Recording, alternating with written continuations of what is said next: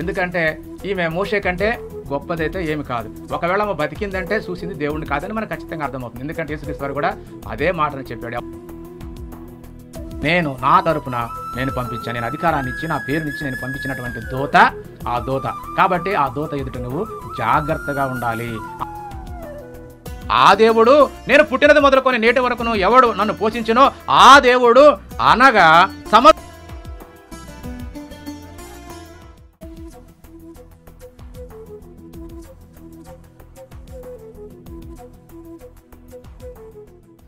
సకల ఆశీర్వాదములకు కారణభూతుడైన దేవునికి, మన ప్రభునటువంటి యేసుక్రీస్తు యొక్క తండ్రి అయిన దేవునికి వేలాది స్తుతులు స్తోత్రములు. అలాగే ఆన్లైన్ ద్వారా వాక్యాన్ని చూస్తున్నటువంటి దేవుని పిల్లలందరికీ ప్రభునటువంటి యేసుక్రీస్తు నామములో నా శుభములు, వందనాలు. ఈ దినము లేఖనాల నుంచి మరి చాలామంది అపార్థం చేయబడినటువంటి ఒక లేఖనాన్ని మనము ధ్యానిద్దాము. కాబట్టి మొదట ఆ మాటను చూసుకొని చక్కగా మనము అన్ని విషయాలు జాగ్రత్తగా ఆలోచించి సత్యాన్ని గ్రహిద్దాం. మొదటిగా ఆదికాండము 14వ అధ్యాయము 17 నుంచి 20 వచనాలు చదువుకుందాం. ఈ భాగంలో మెల్కీసెదెకు గురించి రాయబడింది. ఎందుకంటే ఆయన మొట్టమొదట అబ్రహాం గారిని కలుసుకొని ఆయనకు రొట్టె ద్రాక్ష రసం ఇచ్చి మరి సర్వోన్నతుడైన దేవుని ద్వారా మరి ఆయన్ని దీవించి ఆయన దగ్గర నుంచి దశమ భాగం తీసుకున్నట్టుగా మనకి ఇక్కడ ఈ మాట ఉంది. కాబట్టి ఆ మాటను చూసి దాని ప్రకారంగా మెల్కీసెదెకు అనే అతను ఎవరు అనేది ఈ లేఖనాన్ని బట్టి మనం ధ్యానిద్దాము. మొదటిగా చూద్దాం. ఇక్కడ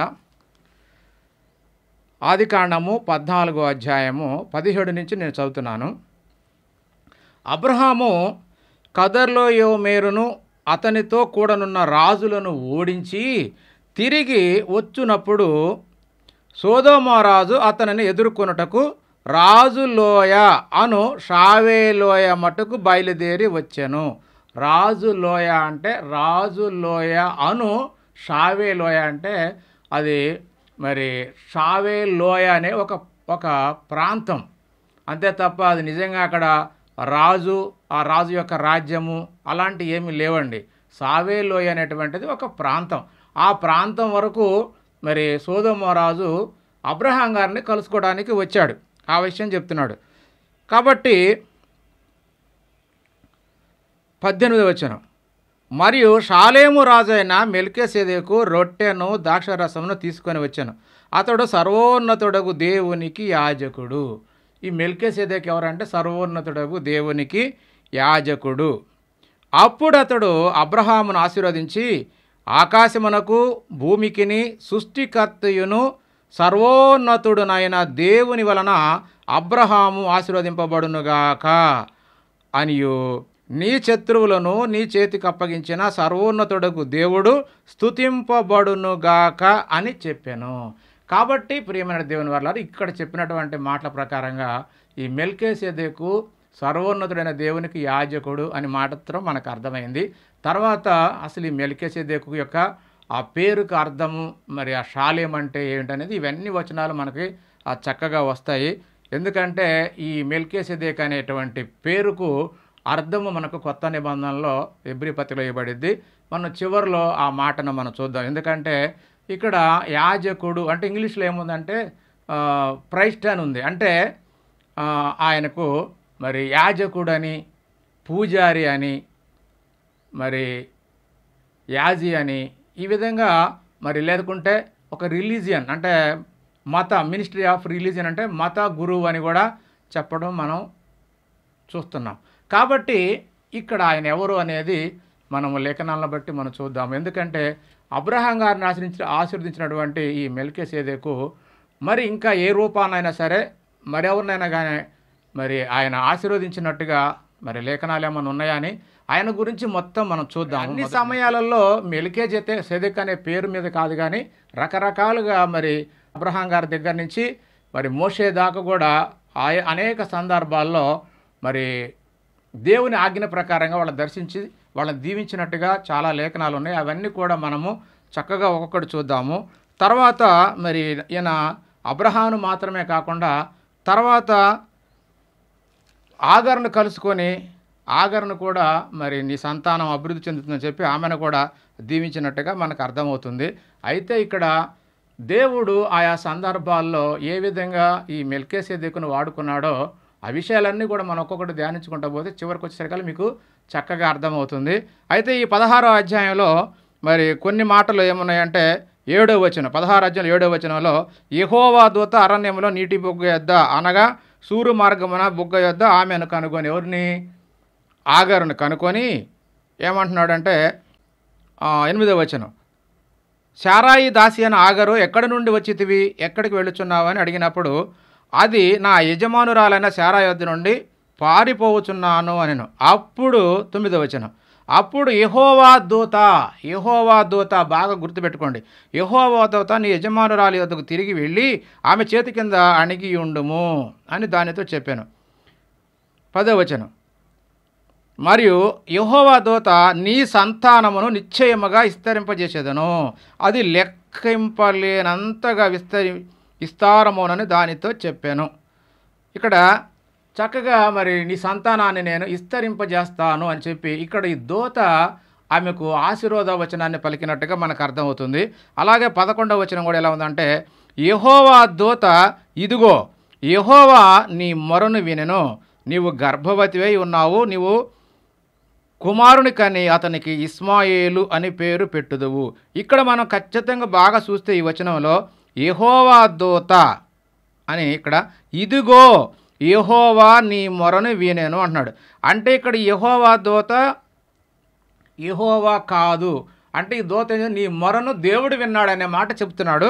కాబట్టి ఇలా ఇక్కడ 4 సార్లు కూడా యెహోవా దూత అని చెప్పుకుంటా వచ్చి మరి ఇక్కడ 13వ వచనం వచ్చేసరికల్లా ఆగరు మరి ఆ దూతను చూసి ఏమంటుందో ఆ మాటను మనం జాగ్రత్తగా ఆలోచిద్దాము. 13వ వచనం అది చూచుచున్న దేవుడవు నీవే అని పేరు తనతో మాట్లాడిన యెహోవాకు పెట్టెను. ఇక్కడ యెహోవా అని ఎందుకు అన్నదేమే, యెహోవా దూత అని చెప్పుకుంటూ మరి ఇక్కడికి వచ్చిన తర్వాత ఆమె చూచుచున్న దేవుడవు నీవే అని పేరు తనతో మాట్లాడినటువంటి యెహోవాకు పెట్టెను. ఇక్కడ యెహోవాకు అంటే ఇక్కడ ఈయన దేవుడని చాలామంది కన్ఫ్యూజ్ అవుతున్నారు. కాబట్టి ఇక్కడ యెహోవాకు పెట్టిందంటే ఆమెను చూచుచున్నటువంటి ఆమెతో మాట్లాడినటువంటి వ్యక్తికి యెహోవా అని అనుకొని ఆయనకు చూచుచున్న దేవుడు అని పేరు పెట్టింది. కాబట్టి మనకు ఒక మాట చూస్తే ఇక్కడ ఈ 13వ వచనంలో చివరి మాట నన్ను చూసిన వాణ్ణి నేను ఇక్కడ చూచి తిని కదా అని అనుకొనేను. ఆమె అనుకున్నదంటే ఇక్కడ ఆమెను చూసింది యెహోవా దూత అయితే ఆమె అనుకుంది యెహోవా అనుకుంది. అలాగనే ఆ యెహోవాకి ఆమె ఏమని పేరు పెట్టిందంటే చూసుచున్న దేవుడు అని పేరు పెట్టింది. కాబట్టి ఇక్కడ ఈ దూత యెహోవా కాదని మరి యేసుక్రీస్తు కాదని కూడా మనకు ఖచ్చితంగా తెలుసు. ఎందుకంటే యెహోవా దూత అని ఇక్కడ చెప్పబడింది. ఒకవేళ చాలామంది అనుకున్నట్టుగా ఇక్కడ ఆగరు చూచుచున్న దేవుడుని వంటి యెహోవా అని అనుకుంటే నిజంగా మనకు కొత్త నిబంధనలు యేసుక్రీస్తు చెప్పిన మాట అబద్ధమైంది. ఇక్కడ ఏమో చూసింది దేవుడే, దేవునికే ఆ పేరు పెట్టిందని కనుక మనం ఖచ్చితంగా ఆలోచిస్తే మనం మోసపోయినట్లే. ఎందుకంటే యేసుక్రీస్తు వారు మరి ఈ విషయాన్ని మనకు దృఢపరచడానికి ఆయన దేవుడు కాదు, ఆగరు చూసింది దేవుడు కాదని తెలియడానికి మనకు ఒక మాట ఆధారం ఉంది. ఆ మాట చూద్దాము.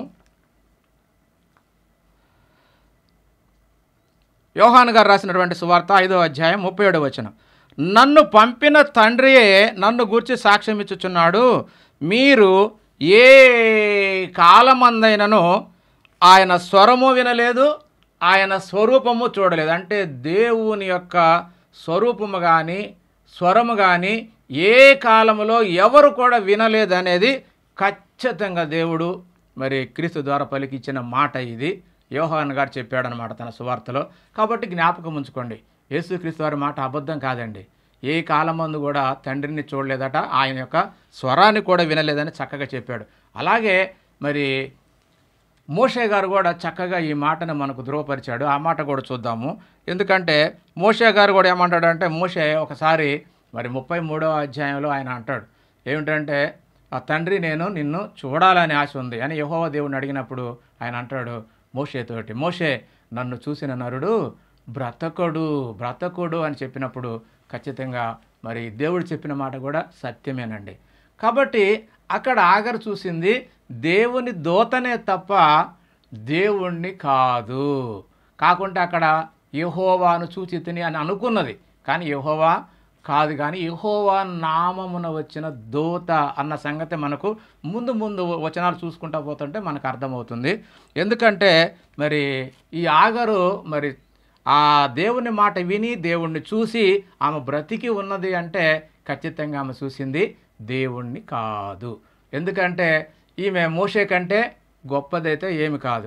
ఒకవేళ ఆమె బతికిందంటే చూసింది దేవుణ్ణి కాదని మనకు ఖచ్చితంగా అర్థమవుతుంది. ఎందుకంటే యేసుక్రీస్తు వారు కూడా అదే మాటను చెప్పాడు, ఎవరు చూడలేదు అని. కాబట్టి ఈ మాటను బట్టి ఆగారు అక్కడ చూసింది దేవుని దూతనే కానీ మరి యేసుక్రీస్తు వారిని కాదు, దేవుడిని కాదని చక్కగా మనకు అర్థమవుతుంది.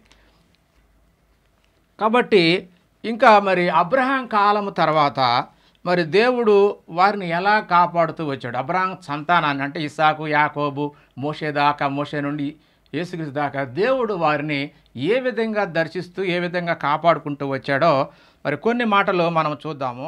యెషయా గ్రంథము 63:9 వారి యావత్ బాధలో ఆయన బాధ నొందెను, ఆయన సన్నిధి దూత, బాగా గుర్తుపెట్టుకోండి, ఆయన సన్నిధి దూత వారిని రక్షించెను, ప్రేమ చేతను తాలిమి చేతను వారిని విమోచించెను. ఇంకా ఏమన్నాడంటే పూర్వకాలము నుండి అంటే అబ్రహాము కాలము నుండి కూడా ఆయన వారిని ఎత్తుకొనుసు మోసుకొనుసు వచ్చాను. ఎలాగా అనేది మనం ఇప్పుడు లేఖనాలన్నీ చూస్తుంటే ఆయన తన సన్నిధి దూత అన్నాడు. ఇక్కడ ఏమన్నా ఆయన సన్నిధి దూత వారిని రక్షించను అంటే వీరికి అవసరమైనప్పుడల్లా కూడా ఆయన సన్నిధిలో ఉన్న ఒక దూతను వారికి పంపించి వారిని కాపాడుతూ వచ్చినట్టుగా మనకి ఈ లేఖనాన్ని బట్టి ఖచ్చితంగా మనకు అర్థమవుతుంది. ఈ సన్నిధి దూత యెహోవా అనే నామం దూతకు ఉన్నదని మనం ఆలోచించాము. అలాగనే మరి 18వ అధ్యాయం ఆదికాండము 18వ అధ్యాయంలో ఇంకొక సందర్భంలో శారమ్మను కూడా మరి ఈ యెహోవా నామమును పెట్టుకున్నటువంటి ఆ యెహోవా దూత శారమ్మని దీవించినట్టుగా మనకు లేఖనాలు ఉన్నాయి. ఆ లేఖనాలను మనము చక్కగా చూద్దాము. ఆదికాండము 18వ అధ్యాయము మొదటి నుంచి కొన్ని వచనాలు చూసినట్లయితే చక్కగా మనకు అక్కడ అర్థమవుతుంది. ఎందుకంటే మొట్టమొదటి 18:1 వచనంలో ఏమన్నాడంటే సింధూర వనములో అబ్రహాము ఎండవేళ గుడారపు ద్వారమున కూర్చొని ఉన్నప్పుడు యెహోవా అతనికి కనపడెను. ఇక్కడ యెహోవా అతనికి కనపడెను అని మొదటి వచనం ఉంటే రెండవ వచనంలో ఏమంటున్నాడంటే అతడు కన్నులెత్తి చూసినప్పుడు ముగ్గురు మనుషులు అనే మాట ఇక్కడ రాయబడి ఉంది. తర్వాత ఆ ముగ్గురు మనుషులు మరి అబ్రహాం గారు వారికి మరొక కోడెను వధించి మంచిగా వండి వాళ్ళకి విందు చేస్తే చక్కగా భుజించినట్టుగా మనకు లేఖనం ఉన్నది. కాబట్టి ఆ తర్వాత వాళ్ళు భుజించిన తర్వాత మరి శారమ్మను దీవించినట్టుగా ఒక మాట కూడా మరి ముగ్గురులో యెహోవా అనే నామం ధరించినటువంటి ఒక దూత కూడా ఉన్నట్టుగా మనము జ్ఞాపకం చేసుకోవాలి. ఇంకా తర్వాత మనం చదువుకుంటూ పోతుంటే ఆ మాటలు మనకు అర్థమవుతాయి. అయితే ఇక్కడ ముగ్గురు మనుషులు మరి కనపడ్డాడంటే ఆ ముగ్గురు కూడా దూతలే అన్న సంగతి మనకు అర్థమవుతుంది. ఎందుకంటే దూతలని ఎలా చెప్పగలమంటే తర్వాత వీళ్ళు భుజించిన తర్వాత ఆమెను శారమ్మను దీవించి సోదొమ పట్టణాన్ని నాశనం చేయడానికి 2 దూతలు వెళ్ళిపోతారు. అబ్రహాం గారు కూడా వాళ్ళని పంపించడానికి వాళ్ళతో కలిసి వస్తాడు. 2 దూతలు సోదొమ గోమొర్రా పట్టణానికి వెళ్తారు. ఎక్కడ 19వ అధ్యాయం 1వ వచనంలో. అలాగనే వాళ్ళు వెళ్ళిన తర్వాత యెహోవా సన్నిధిని ఇంకా ఈయన ఉన్నాడనే మాట ఒకటి ఉంటుంది. ఆ మాట చదువుదాము. 18వ అధ్యాయం 22వ వచనం. ఆ మనుషులు అక్కడ నుండి తిరిగి సోదొమ వైపుకు వెళ్ళిరి, అబ్రహాము ఇంకా యెహోవా సన్నిధిని నిలిచి ఉండెను. ఇక్కడ నిజంగా యెహోవా సన్నిధి అంటే నిజంగా ఏదో పరలోక పట్టణం కిందకి దిగొచ్చిందని కాదండి. దేవుడు కూడా ఇక్కడికి వచ్చాడని కాదు. అంటే అబ్రహాము ఇంకా యెహోవా సన్నిధి అంటే యెహోవా సన్నిధి దూత భూమి మీదకి యెహోవా నామాన్ని ధరించుకొని వచ్చింది కాబట్టి ఆ సన్నిధి దూతలోనే ఆ సన్నిధిలోనే ఉన్నాడు. ఆ దూత యొక్క ఎదురుగా ముఖం ఎదురుగా నిలబడ్డాడంటే ఆ సన్నిధి యొక్క ఆ దూత యొక్క ముఖం దగ్గర నిలబడ్డాడని అర్థం.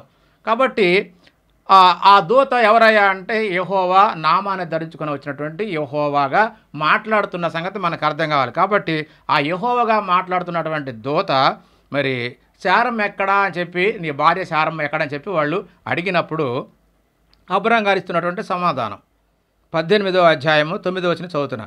అతడు, నీ భార్య శారా ఎక్కడ ఉన్నది అడగగా అతడు, అదిగో గుడారంలోనున్నదని చెప్పాను. అందుకు ఆయన, మీదటికి ఈ కాలమున నీ యొద్దకు నిశ్చయముగా మరలా వచ్చేదను, అప్పుడు నీ భార్య అయిన శారాకు ఒక కుమారుడు కలుగునని చెప్పాను.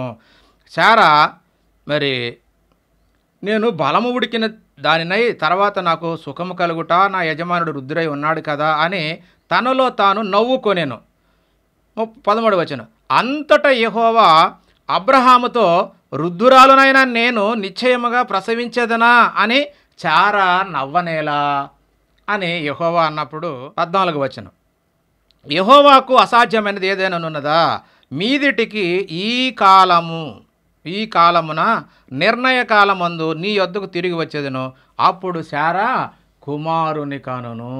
అంటే ఇక్కడ యెహోవా అనే పేరుతో ఉన్నటువంటి ఈ మూడవ వ్యక్తి మరి శారమ్మను దీవించినట్టుగా మనకున్నది. కాబట్టి ఈ దీవించే వ్యక్తి ఎవరనేది మనకు చివరికి చూస్తే మనకు ఖచ్చితంగా అర్థమవుతుంది.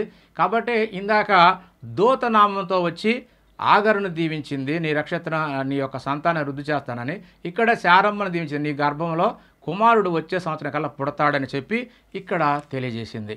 కాబట్టి మరి ఈ దూతనే సోదోమ గోమొర్రా పట్టణాన్ని కూడా యెహోవా యొద్ద నుంచి గంధకాన్ని కురిపించింది. అంటే పరలోకంలో ఉన్న యెహోవా యొద్ద నుండి గంధకాన్ని కురిపించి సోదోమ పట్టణాన్ని నాశనం చేసినట్టుగా మనకు ఒక లేఖనం ఉంది.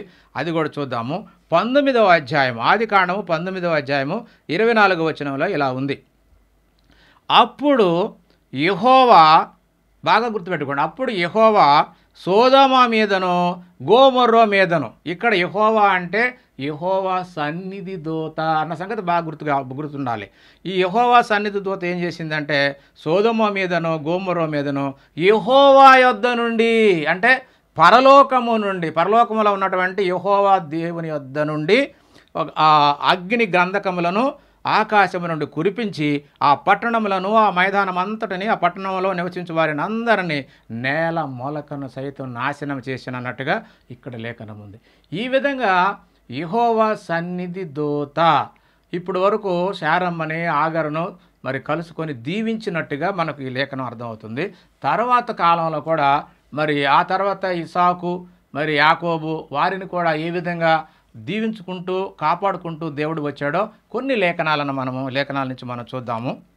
ఎందుకంటే అబ్రహాం కాలం నుండి దేవుడు వారిని ఎలా కాపాడుతున్నాడో ఆ విషయాన్ని మనం ఇక్కడ చూస్తున్నాము. మనం ఇందాక చదువుకుందాం. ఎందుకంటే అబ్రహాం కాలం నుంచి కూడా ఆయన సన్నిధి దూత వారిని కాపాడుతూ రక్షిస్తూ వచ్చినట్టుగా మనం ఇందాక యెషయా గ్రంథము 63:9లో చదువుకున్నాము.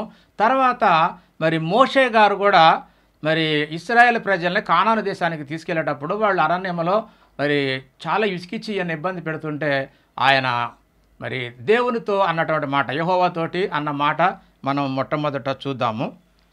ఏమన్నాడంటే చూద్దాం. 33 అధ్యాయము 12 నిర్గమాకాండము 33:12 వచనంలో మోషే యెహోవాతో ఇట్లా, నేను చూడుము, ఈ ప్రజలను తీసుకొని పొమ్మని నీవు నాతో చెప్పుచున్నావు, కానీ నాతో ఎవరిని పంపెదవో, వీళ్ళందరినీ తీసుకొని పొమ్మంటున్నావు, నాతో ఎవరిని పంపిదవో అది నాకు తెలియలేదే, నాకు తెలియచెప్పలేదే అని చెప్పి యెహోవాని అడిగినప్పుడు యెహోవా మోషేతో ఏమంటున్నాడో ఆ మాటను కూడా మనం చూద్దాము. 14వ వచనము. అందుకు ఆయన, అంటే అందుకు యెహోవా, నా సన్నిధి నీకు తోడుగా వచ్చును, నేను నీకు విశ్రాంతి కలుగజేసి. నా సన్నిధి నీకు తోడుగా వచ్చునంటే పరలోకమే భూమి మీదకి వచ్చేసి దేవుడే ఆయన నడిపిస్తాడని కాదండి. నా సన్నిధి అంటే ఆయన సన్నిధిలో ఉండే దూత అని మనకు ఖచ్చితంగా అర్థం కావాలి. ఎందుకంటే మన దాకా యెషయా గ్రంథం 63:9లో ఆయన సన్నిధి దూత వీరిని రక్షించుకుంటూ వచ్చింది, కాపాడుకుంటూ వచ్చిందని మనం ముందు చదువుకున్నాం. కాబట్టి ఆయన సన్నిధిలో ఉండే దూత నీతో పాటు వస్తుంది, నీకు ముందుగా నడుస్తుంది అన్న మాటను ఇక్కడ యెహోవా దేవుడు మోషేకి చెలవిచ్చినట్టుగా మనకు అర్థమవుతుంది. ఇంకా నిర్గమాకాండము 32వ అధ్యాయం 34వ వచనం కూడా మరి చూస్తే మనకు ఖచ్చితంగా ఆ మాట అర్థమవుతుంది. కాబట్టి నీవు ఎళ్ళు, నేను నీతో చెప్పిన చోటుకి ప్రజలను నడిపించుము, నేను నీతో చెప్పినటువంటి చోటుకి ప్రజలని నడిపించుము, ఇదిగో నా దూత నీకు ముందుగా వెళ్ళును, నా దూత నీకు ముందుగా వెళ్ళును అని మరి మోషేకి అభయం ఇచ్చాడండి.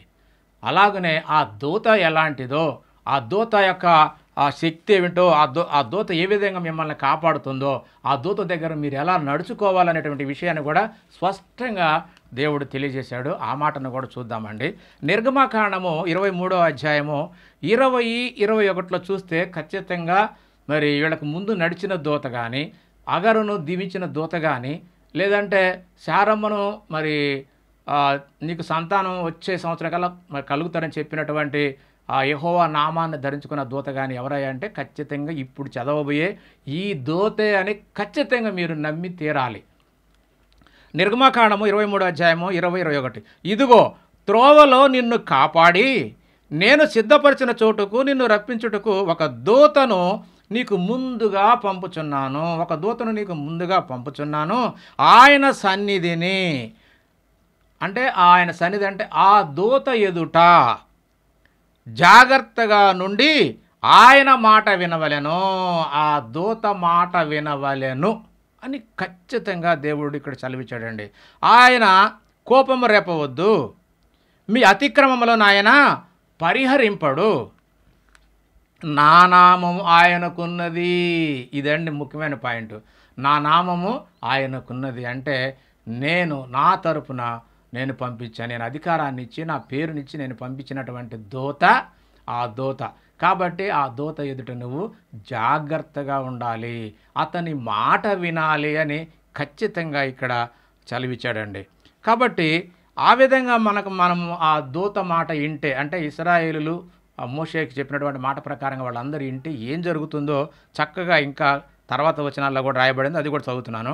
22వ వచనం, నిర్గమకాండము 23-22వ వచనం. నీవు ఆయన మాటను జాగ్రత్తగా విని నేను చెప్పినది యావత్తు చేసిన ఎడలా, నీవు ఆయన మాట అంటే ఆ దూత మాట విని జాగ్రత్తగా విని నేను చెప్పినది యావత్తు చేసిన ఎడలా నేను నీ శత్రువులకు శత్రువును, నీ విరోధులకు విరోధునై ఉందును. ఎప్పుడు వాళ్ళు ఆ దూత మాట విన్నప్పుడు ఎట్లనగా నా దూత నీకు ముందుగా వెళ్ళి ఈ కార్యాలన్నింటిని జరిగించి నీకు సహాయం చేసి నిన్ను రక్షిస్తుంది కాబట్టి నువ్వు ఆ దూత మాట వినాలి అంటున్నాడు. కాబట్టి మరి కానానీయులు ఉన్న చోటకు నిన్ను రప్పించుదును, కానాను దేశానికి మరి నేను ఇస్తానని చెప్పి వాళ్ళకి వాగ్దానం చేశాడు కాబట్టి కానానీయుల దగ్గరికి మిమ్మల్ని రప్పిస్తాను, నేను వారిని సంహరించేదను, మీరు వారి దేవతలకు సాగిలపడకూడదు, వారి విగ్రహములను బొత్తిగా పడగొట్టవలెను అని చెబుతూ ఇంకా ఏమంటున్నాడంటే 25వ వచనం, నీ దేవుడైన యెహోవానే సేవింపవలెను, నీ దేవుడైన యెహోవానే సేవింపవలెనంటే ఇక్కడ చెబుతున్నది కూడా దూతేనండి. ఇక్కడ ఆ దేవుని మాటల్లో పలుకుతున్నది మళ్ళా దూతను పంపుతానని చెప్తుంది కూడా మరొక దూతే. యెహోవా మాటలో డైరెక్ట్ స్పీచ్లో యెహోవాయే చెప్తున్నట్టుగా చెప్తుంది ఇక్కడ ఒక దూత. కాబట్టి ఏమంటున్నాడు, నీ దేవుడైన యెహోవానే మీరు సేవించవలెను. అప్పుడు అంటే యెహోవాని సేవించినప్పుడు మాత్రమే అప్పుడు ఆయన ఎవరు మీకు ముందుగా పంపిన దూత ఉందే అప్పుడు ఆయన నీ ఆహారమును నీ పానమును దీవించును. ఇక్కడ దీవించేటువంటి ఈ దూత మనకు రాను చివరికి వచ్చరికల్లా పూర్తిగా కంప్లీట్గా మనకు అర్థమవుతుంది. ఆ దూత ఎవరనేది మన అంశమే అది, ఆ దూత గురించి మనం తెలుసుకోవడానికి. కాబట్టి యెహోవాను సేవించినప్పుడు మాత్రమే ఆ దూత మీకు ఆహారమును పానీయమును మీ పానీయములను దీవించును అనే మాట ఇక్కడ స్పష్టంగా దేవుడు రాయించాడు. నేను నీ మధ్య నుండి రోగమును తొలగించేదను. ఆ దూతేమో నీకు ఆహారం ఇచ్చి దీవించిద్ది, నేను మీ మధ్య నుండి మీకు ఏ రోగము రాకుండా మీ రోగాలను తొలగించేదను అని చెప్పి మరి చక్కగా మరి ఇక్కడ మోషే గారు దూత గురించి, ఆ దూత ఎలాంటిదో, ఏ విధంగా మిమ్మల్ని దీవిస్తుందో, ఏ విధంగా మీకు కాపాడుతుందో అని చక్కగా ఈ విషయాలన్నిటిని కూడా మనం ఇప్పుడు చూసాం. కాబట్టి క్రీస్తుకు ముందు కాలంలోనూ పితరుల కాలంలోనూ దూతల ద్వారానే దేవుడు ఆయన కార్యాలన్నిటిని కూడా జరిగించినట్లుగా మనకు మరి అర్థమవుతుంది. అయితే ఆయన దూతల్లో ముఖ్యమైనటువంటి దూతే మరి ఈ యెహోవా నామమును ధరించుకొని ఆయన సన్నిధిలో ఉన్న దూతే మరి దేవుడు ఆయన సన్నిధిలో ఉన్న దూతను పంపించినట్టుగా మనకు ఇప్పుడు చూసినటువంటి లేఖనాలన్నింటిని బట్టి కూడా మనకు అర్థమవుతుంది. అలాగే మరి దేవుని ఆలోచనలు, దేవుని క్రియలన్నింటిని కూడా జరిగించింది కూడా ఇశ్రాయేలుకు ముందుగా ఉండి ఆ దేవుని వాగ్దానాల బట్టి వారిని కాపాడుకుంటూ దీవించుకుంటూ వచ్చింది కూడా ఆ దూతే. అలాగే మరి ఒక సమయంలో యాకోబు గారు మరి తన మామ అయినటువంటి లాబాను దగ్గర నుంచి ఆహారం నుంచి తన తండ్రి ఇంటికి మరి తిరిగి వస్తున్నప్పుడు ఏశావు దగ్గరికి వెళ్ళేటప్పుడు ఏశావుకు భయపడి మరి ఆయనకున్నటువంటి భార్య పిల్లల్ని మందలన్నిటి కూడా 2-3 భాగాలు చేసి ముందుగా ఆ మందలుగా ముందు పంపించి ఆయనకు ఒక కానుకను పంపించి ఆయన్ని కోపాన్ని మాన్పించాలనే ఉద్దేశంతో అక్కడ పంపించి ఈయన చివరిలో నిలిచినప్పుడు ఒక నరుడు తెల్లవారిన దాకా ఆయనతో పెనుగులాడాడండి. ఆ పెనుగులాడినటువంటి నరుడు కూడా ఎవరైనా ఖచ్చితంగా మనకు అర్థం కావాలంటే మరి అబ్రహాం గారి దగ్గరకు 3 మనుషులుగా వచ్చారే, వాళ్ళల్లో ఒక దూతే అంటే ఒక నరుడు మరి అంటే ఒక దూత నరుడు వేషం వేసుకొని ఆయనతో కలబడ్డట్టుగా మనకు లేఖనాలన్నీ చూస్తుంటే చివరికి యాకోబు గారి మాటలను బట్టి మనకు అర్థమవుతుంది. అవి తర్వాత చూద్దాము. ఇప్పుడు ముందు ఆ సందర్భాన్ని చూద్దాము. ఆదికాండము 32వ అధ్యాయము 24వ వచనం నుంచి చదువుతున్నా. యాకోబు ఒక్కడు మిగిలిపోయెను, ఒక నరుడు తెల్లవారు వరకు అతనితో పెనుగులాడెను. 26వ వచనం, ఆయన తెల్లవారుచున్నది గనుక నన్ను పోనిమ్మనగా, ఆ పెనుగులాడేటువంటి నరుడు నన్ను పోనిమ్మనగా, అతడు నీవు నన్ను ఆశీర్వదించితే గాని నిన్ను పోనీయనెను. అప్పుడు ఆయన, నీవు దేవునితోనూ మనుషులతోనూ పోరాడి గెలిచితివి కనుక ఇక మీదట నీ పేరు ఇశ్రాయేలే. అంటే ఇశ్రాయేల్ అంటే దేవునితో పోరాడువాడు. కాబట్టి ఇక నుంచి నీ పేరు ఇశ్రాయేలే కానీ యాకోబు అనబడదు అని ఇక్కడ మరి ఆ నరుడు దూత అయినటువంటి దూత అయితే ఆ నరుడి వేషంలో వచ్చిన దూత ఇక్కడ చెప్తుందన్నమాట. అప్పుడు యాకోబు, నీ పేరు దయచేసి తెలపమనగా అందుకాయన, నీవు ఎందు నిమిత్తము నా పేరు అడుగుతావని చెప్పి అక్కడ అతనిని ఆశీర్వదించాను. అయితే ఇక్కడ ఈ ఆశీర్వదించే దూత ఎవరు, ఈ ఆశీర్వదించిన నరుడు ఎవరు అనేది మనము ఇంకా తర్వాత చూస్తూ ఉంటే యాకోబు గారి యొక్క మాటల్లో పూర్తిగా మనకు అర్థమవుతుంది. కాబట్టి ఇక్కడ కూడా యెహోవా దేవుడు కాదు. కాబట్టి ఆయన అనుకున్నాడు కదా, యాకోబు గారు ఏమనుకున్నాడంటే నేను ముఖాముఖిగా దేవుణ్ణే చూశాను, అయినా నా ప్రాణం దక్కింది అని చెప్పి అనుకున్నాడు. కానీ అక్కడ చూసింది ఒక దూతే నరుడి వేషంలో వచ్చింది తప్ప దేవుడు నరుడి వేషంలో రాలేదు. అలాగనే దేవుడు మరి యాకోబుతో కలబడలేదు, దేవుడిని యాకోబు ఓడించనో లేదు. కాబట్టి ఇక్కడ దూతే అన్న సంగతి మనకు తర్వాత అర్థమవుతుంది. ఇంకా వచనాలు చూద్దాము. ఎందుకంటే మన వాళ్ళందరూ కూడా దేవునితోటే పోరాడాడు కదా, అక్కడ యెహోవాయే కదా వచ్చిందని చెప్పి ట్రినిటీ సిద్ధాంతంలో బాగా పాతుకుపోయినటువంటి వాళ్ళు ఇక అదే మైండ్ సిస్టంతో చూస్తున్నారు తప్ప నిజంగా వాక్యాన్ని చూడరండి. లేఖనాలు ఏం చెప్తున్నాయో అవి అవసరం లేదు వాళ్ళకు. ఎవరో ఒక చెప్పిన సిద్ధాంతాన్ని మనం చెప్పుకుంటా పోవటం, మన ముందున్నవాడు చెప్పారు కాబట్టి మనం కూడా అదే అనుసరిస్తూ పోతాం. అది తప్ప రైటా మంచా చెడ్డ అనేది ఏమీ ఆలోచన లేదు.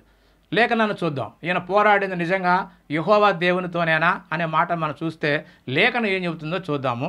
హోషేయ గ్రంథము 12వ అధ్యాయం 3-4 వచనాలు. తల్లి గర్భమందు యాకోబు తన సహోదరి మడిమను పట్టుకొనెను. అంటే మనుషులతో పోరాటం తల్లి గర్భం వల్లనే. తల్లి గర్భమందు యాకోబు తన సహోదరి మడిమను పట్టుకొనెను, మగసిరి గలవాడై అతడు దేవునితో పోరాడెను అని ఉంది ఇక్కడ. అనగా అంటే మగసిరి గలవై దేవునితో పోరాడను అంటే 4వ వచనం ఏమన్నాడంటే అతడు దూతతో పోరాడి జయమొందెను. అంటే ఆ దూత రూపంలో వచ్చినటువంటి ఆ మనిషితోటే ఆ దూతతోనే పోరాడింది. అందుకని ఇక్కడ అతడు అంటే యాకోబు దూతతో పోరాడి జయమొందెను. అతడు కన్నీరు విడిచి అంటే యాకోబు కన్నీరు విడిచి అతని బతిమాలిను, నన్ను దీవించు అని చెప్పిందాక నువ్వు నన్ను దీవిస్తే తప్ప నేను నిన్ను వదలని చెప్పి అన్నప్పుడు కన్నీరు విడిచి బతిలాడాడు ఆ దూతని. బతిలాడితే ఆ దూత దీవించింది. కాబట్టి ఆ విధంగా అక్కడ మనుషులతోనూ దేవుని దూతతోనే పోరాడే తప్ప దేవునితో కాదండి. దేవుడు ఎవ్వరికి కనిపించలేదు, దాన్ని ఎవరు చూడలేదని యేసుక్రీస్తు చెప్పిన తర్వాత యాకోబు దేవునితో పెనుగులాడంటే నిజంగా నమ్మటమేనా అండి? అది అక్కడ సందర్భము ఏమిటో చూడకుండా మనం మాట్లాడి దేవుని యొక్క వాక్యాన్ని పూర్తిగా తప్పుదారి పట్టిస్తున్నామండి. అలాగనే ఇంకొక సందర్భంలో పక్కగా ఖచ్చితంగా యాకోబు గారే చెప్తున్నాడండి, ఆ దూత ఎవరో కాదు, మరి దేవుడు పంపించినటువంటి దూత. దేవుడు అనుకున్న ఆ దూతే మమ్మల్ని కాపాడిందనే మాట ఆయన చెప్తాడు. ఆ మాట చూద్దాము. ఆదికాండము 48వ అధ్యాయము 15-16 వచనాల్లో మరి యాకోబు గారు ఐగుప్తుకు వచ్చినప్పుడు తన కుమారుడు యోసేపును దీవించి ఆయన పిల్లలను కూడా దీవించేటప్పుడు ఒక సందర్భం ఇది. ఆ మాట చదువుతున్నా నేను. యాకోబు యోసేపును దీవించి, నా పితరులైన అబ్రహాము ఇస్సాకులను ఎవని ఎదుట నడుచుచుండిరో ఆ దేవుడు నేను పుట్టినది మొదలుకొని నేటి వరకు ఎవడు నన్ను పోషించునో ఆ దేవుడు అనగా అంటే దేవుడు అని వీళ్ళు అనుకున్నది ఎవరిని అనే మాట ఇక్కడ చెప్తున్నాడు. అక్కడ ఆగర అనుకున్న చూచుచున్న దేవుడు అనుకుంది. అక్కడ మరి అబ్రహాం గారి దగ్గర కూడా ఆ యెహోవా సన్నిధిలో మాట్లాడుతున్నది యెహోవా దేవుడే అని అనుకున్నారు. అలాగనే యాకోబు గారు కూడా నేను దేవునితో ముఖాముఖిగా కనపడ్డాను చూశాను చెప్పి ఈయన అనుకున్నాడు. ఆ విషయాన్ని ఇక్కడ చెప్తున్నాడు. ఏమన్నాడు మళ్ళీ చదువుతున్నా. ఏమన్నాడంటే, నా పితరులైన అబ్రహాము ఇస్సాకులు ఎవని ఎదుట నడుచుచుండిరో ఆ దేవుడు నేను పుట్టినది మొదలుకొని నేటి వరకును ఎవడు నన్ను పోషించినో ఆ దేవుడు అనగా సమస్తమైన కీడులలో నుండి నన్ను తప్పించిన దోత. సమస్త కీడులో నుండి నన్ను తప్పించిన దోత అంటున్నాడండి. ఆ దోత ఈ పిల్లలను ఆశీర్వదించునుగాక. అంటే మొట్టమొదటి నుంచి కూడా అబ్రహాం గారి దగ్గర నుంచి యాకోబు గారి దాకా దీవించింది, అందరిని దీవించుకుంటూ వచ్చింది ఈ దోత అన్న సంగతి ఖచ్చితంగా చెప్తున్నాడండి. కాబట్టి నా పేరును అబ్రహాం ఇస్సాకులను నా పితరుల పేర్లను వారికి పెట్టబడునుగాక. అంటే అబ్రహాం అయినా ఇస్సాక్ అయినా మరి యాకోబు అయినా కానీ వీళ్ళందరిని దీవించింది దోతే అన్న సంగతి ఇక్కడ యాకోబు గారు స్పష్టంగా చెప్పాడండి. లేఖనాలు నమ్మొద్దా అండి? మన సొంతగా ఆలోచించుకోవడం లేఖనమే కదా. దేవుడు అనుకున్నది ఎవరంటే దోత అనే సంగతి ఆయన చెప్తున్నాడు. కాబట్టి మరి మనకు అర్థం కావాల్సింది ఏంటంటే మరి ఆశీర్వదించడం అనేది దేవుడి యొక్క పని. అయితే తన సన్నిధి దూత ద్వారానే అబ్రహాం గారి దగ్గర నుంచి యాకోబు దాకా మధ్యలో ఆగరణ కానీ లేకుంటే శారమ్మను కానీ మళ్ళీ యాకోబును కానీ దీవించింది ఎవరయ్యా అంటే యెహోవా సన్నిధి దూత. ఆ దూత ఎవరో అనేది ఖచ్చితంగా మనకు కొత్త నిబంధనలో అబ్రహామును దీవించినటువంటి వారు ఎవరో అనేది ఖచ్చితంగా మనకు కొత్త నిబంధనలో కనపడుతుంది.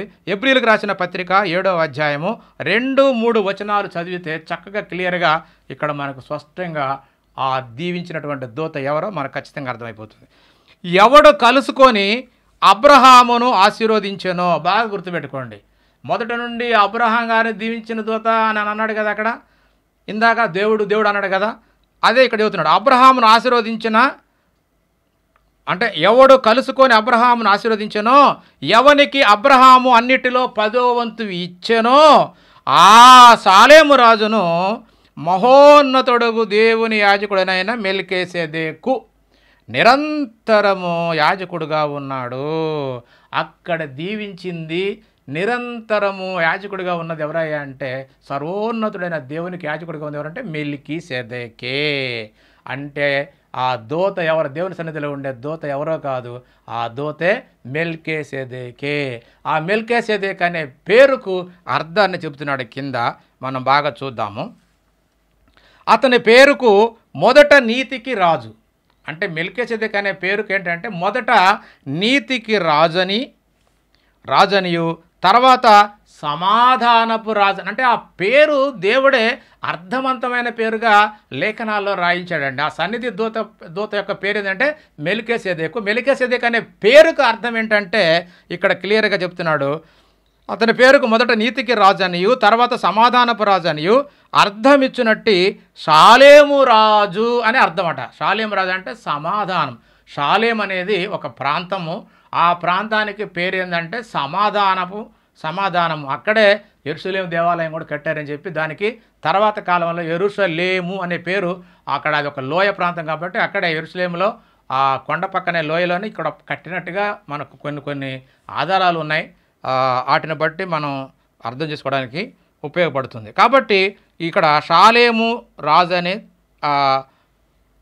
ఆ మాటకు ఆ పేరుకు అర్థమైన సంగతి ఇక్కడ చెప్తున్నాడు. అతడు తండ్రి లేనివాడును తల్లి లేనివాడును వంశావళి లేనివాడును జీవిత కాలమునకు ఆది అయినను జీవితకాలమునకు అంతమైనను లేనివాడై ఉండి దేవుని కుమారుని పోలి ఉన్నాడు.